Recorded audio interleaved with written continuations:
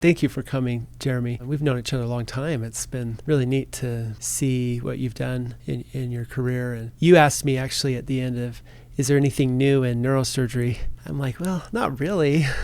Kind of. But there are quite a few advancements in pain management, specifically the restorative technology that you described this morning. So could you describe that particular advancement in pain management?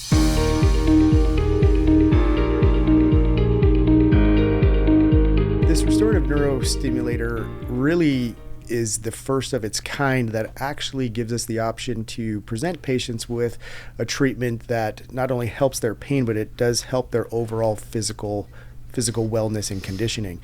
Again, this device stimulates muscle that over time gets stronger and stronger, and in doing so, the patients are able to self-stabilize their spine the way they were designed to work, and it kind of reverts them back to a healthier version of themselves. So hopefully, our end result is we're doing less procedures, we're using less medications, and patients are being more active and physically engaged in what they want to do and they find valuable in their lives. I like that because sometimes it seems like if we're giving a pill or doing an injection, we're masking something. And this is a little bit different than that. What happens when you mentioned a sheep study that I think is a really important thing for people to understand? What happens when a disc or a facet joint is injured in the surrounding tissues? Sure.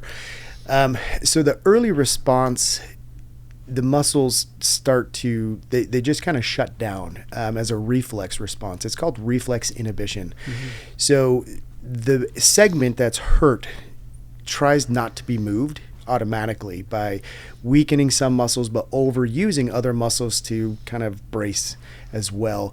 In other types of examples, there's reflex inhibition in the quadricep muscle when people develop arthritis of their knees. So their quad muscles get really weak the longer that arthritis is preventing them from doing their typical movement. So early on we see reflex inhibition, and then the body will try to heal itself. But over time, because there's not a lot of movement in that in that muscle, there tends to be a conversion to the muscle tissue. Number one, scar tissue builds up. Number two, some of the healthy tissue is replaced by fatty infiltrates. And third, this slow twitch muscle becomes more of a fast twitch muscle. So it's more easily fatigued. It isn't able to sustain contraction for a long period of time comfortably. And that's where we see patients not being able to walk their typical distances or stand in the grocery store for those typical times that they were prior to some sort of injury, whether it's the disc or the facet, end plates, who knows. Nevertheless, once that fatty infiltration fibrosis change starts to happen, it becomes more and more difficult to rehab the muscle out of that state, because there are actually physical changes that may not be fully reversible. So I think it's really important that anybody who sees somebody in that first six month phase of an acute injury really pays attention to how well the patients are moving themselves. A little simple test that patients can do is to put their hand along their spine, just above their belt line. If you're standing up and if you move your arm out in front of you straight up and down, you can feel that little muscle kind of preparing for a change in posture, a change in position, and it'll stabilize the spine for you. Mm-hmm. So that's a fun little thing that we have our patients self-monitor sometimes and make sure that they see consistent progress and things continue to work well. And if not, that's where we want to talk about intervention if necessary. What was a little bit of a learning point for me in the discussion is that once that reflex inhibition happens, we're talking about the small stabilizing muscles of the spine, not the big ones.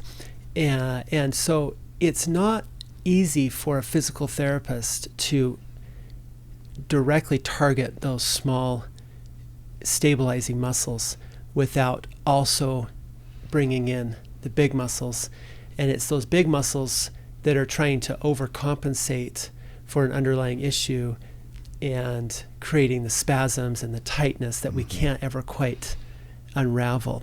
So it's a more targeted therapy for those small stabilizing muscles than you could ever really do with a course of physical therapy and exercise. And that was a little bit of a learning point for me, because I was like, why couldn't you just take a patient with lower back pain that's been going on for a long time and figure out an exercise regimen that would correct it?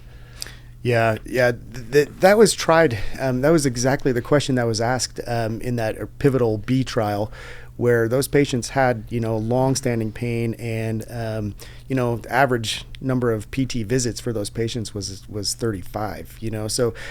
So it's not lack of education on behalf of our PTs. It's not lack of effort for patients, and that's something that's hard to grasp, I think, because we see a lot of this happening in people that are otherwise fit, and they can be pretty surprised that, hey, I go to the gym, I lift regularly.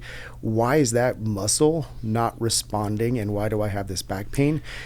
So trying to get them to understand that is a little challenging, but nevertheless, it's a combination. The tissue in this muscle is weakened. It's not its normal self, and then there's also some loss of control of that muscle up in the brain as well. So that's where this restorative neuromodulation kind of brings all of that together to try to get it working together again. It makes it pretty exciting.